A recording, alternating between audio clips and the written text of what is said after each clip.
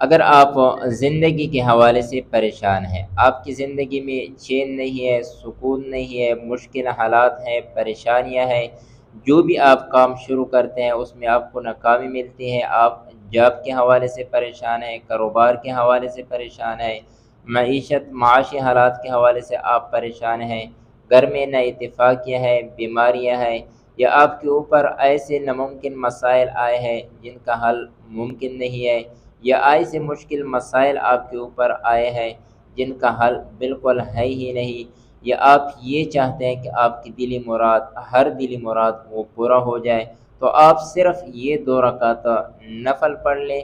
اس نفل کی برکت کی وجہ سے آپ کی ساری پریشانیاں ختم ہو جائے گی۔ وہ نفل آپ نے کون سے پڑھ لینا ہے، کب کر لینا ہے، وہ ابھی بتانے والا ہوں۔ اس سے پہلے اگر آپ نے ہمارے اکاؤنٹ کو فالو نہیں کیا ہے تو اکاؤنٹ کو فالو کیجئے۔ اجازت کے لیے آپ نے کمنٹس میں اپنا نام اور اپنے علاقے کا نام ضرور لکھ لینا ہے۔ آپ نے نماز عشاء کے بعد 2 رکعت صلاۃ حاجات یہ پڑھ لینا ہے۔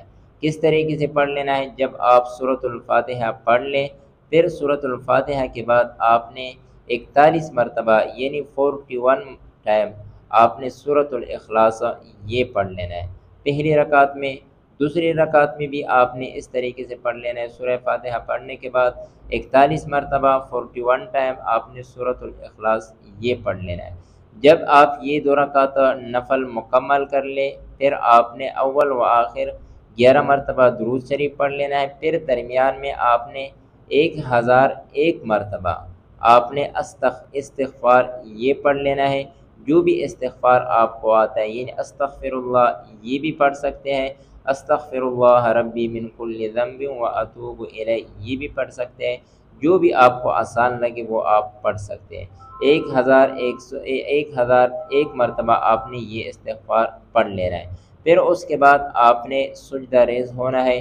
جو بھی آپ کا مقصد ہے، جو بھی آپ کی پریشانی ہے، جو بھی آپ کی دلی مراد ہے، اس کے لیے آپ نے اللہ تعالیٰ سے خصوصی دعا مانگنی ہے۔